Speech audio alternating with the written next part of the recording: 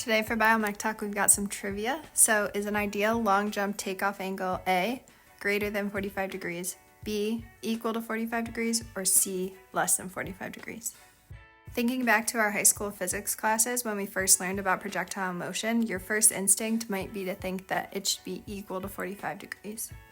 But in reality, the ideal long jump takeoff angle is actually going to be less than 45 degrees.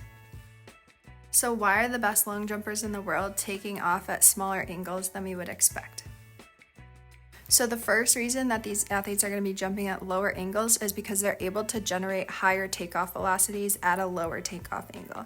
So if we have our resultant velocity, which is related to the angle of takeoff, we can think about this in a different way as the components of the vertical and horizontal velocity. And because the athletes are able to come in with a bigger horizontal velocity, they're able to generate a larger resultant velocity, which is going to mean they're taking off at a lower angle. And a second reason that these angles are shallower than 45 degrees is that the center of mass height at takeoff is higher than the athlete's center of mass during their landing.